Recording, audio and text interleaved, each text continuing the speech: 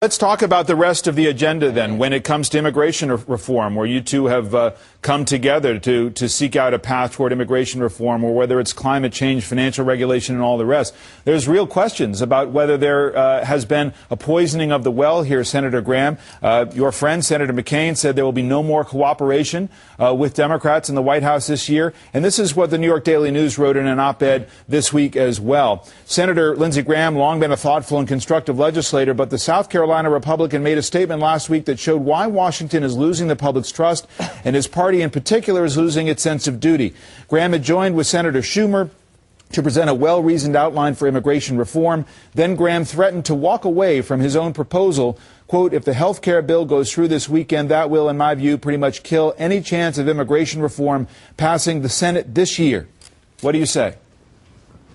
Well, I'm just being honest. I'm going to work with Chuck Schumer to come up with legislation to control China's manipulation of their currency. I will keep working with Chuck on immigration. But here's the effect. Immigration's tough. You don't have to ask anybody other than me to tell you that. It is a tough, heavy lift. The president promised to pass an immigration reform bill in his first year. They've done almost nothing in the White House on immigration. We've been absorbed by health care.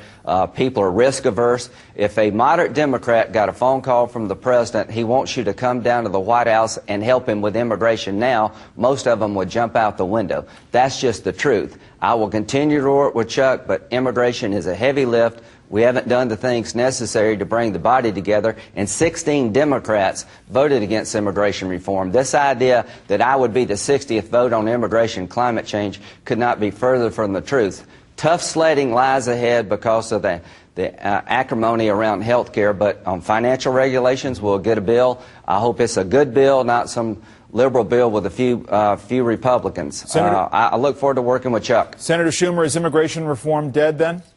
I don't think so. First, let's look at how desperately we need it. 15,000 people cross our border illegally every day. Most of them take jobs from Americans. And yet at the same time, there are certain people we need in this economy to help us grow, and we can't get them. Engineers, doctors, farm workers. So the system is broken. It lets the wrong people in, excludes the wrong people. And so we need to fix it. Now, Lindsey and I have worked for a year.